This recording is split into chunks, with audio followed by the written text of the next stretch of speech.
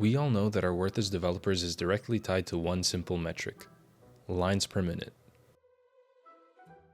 In the same way a rapper is cooler the more chains he has hanging around his neck, a developer is cooler the more Stack Overflow tabs he can have open at once. Monitor configuration is key when running a multi-monitor setup. 2 horizontal monitors is standard practice, 1 horizontal, 1 vertical is exclusive to those with immaculate taste, while 2 vertical monitors just means you're straight up evil. If you use Tailwind, then add an ultrawide to the mix, C or any low-level language, and just turn that bad boy sideways. Any more monitors than this, and you're not just a programmer, you're a supervillain plotting world domination. Now that you have an $8,000 PC, you can leave it to collect dust and work exclusively from your 13-inch MacBook Pro. Everyone knows you're not a real developer if you haven't ditched the office and adopted a nomad lifestyle. When the world becomes your home, then everything becomes your office, because real developers don't need a fancy workplace, or air conditioning, or personal hygiene, but can instead work from wherever they want. For example, a coffee shop, a car, or even your mom's basement. Now, while reducing the number of monitors will decrease your ability to watch silly cat videos and write code simultaneously, it will increase the number of Twitter followers you have, as well as your ability to grow a mustache and create a successful startup. I see a lot of developers get caught in the pattern of creating unnecessarily long and meaningless variable and function names. Why write this when you can write this instead? Just look at how clean that looks.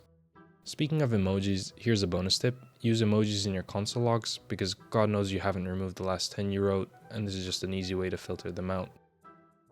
Everyone knows that true programming supremacy is achieved when one completes the full transition to Vim and types solely by telepathically communicating with transistors.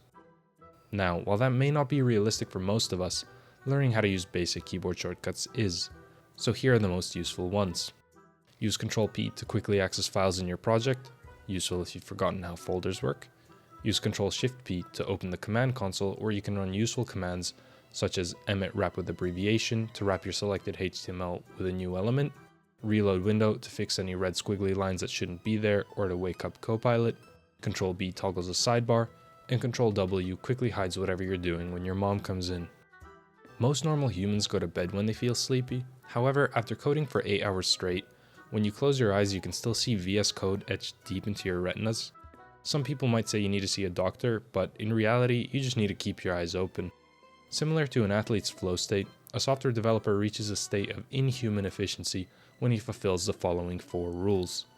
4 AM, 4 monsters ingested, 4 days behind schedule, and negative $4 in the bank account. But in all seriousness, sleep deprivation is a real problem among software developers.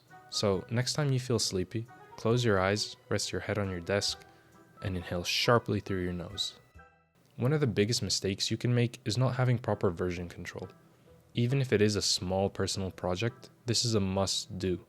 In case you're unfamiliar, let me show you how it's done. Step 1, open the parent folder of your project's directory. Step 2, right-click. Step 3, compress and send. Give your file an appropriate name and email it to yourself. One thing no software developer has ever done is complete a project from start to finish. This means that you will inevitably pass your project on to someone else when you find a company gullible enough to pay you more than what you currently make. Your half-baked spaghetti code is now someone else's problem. Something can be said about not shitting where you eat, but I've never really understood that idiom.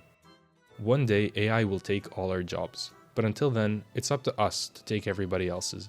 Why spend 4 hours filing my taxes when I can spend 4 years making a tool that does it for me? Why text my wife when AI can do it for me? Optimization can save you loads of negative hours, but unfortunately, nothing can save your marriage. The best way to write code is by having someone else do it for you.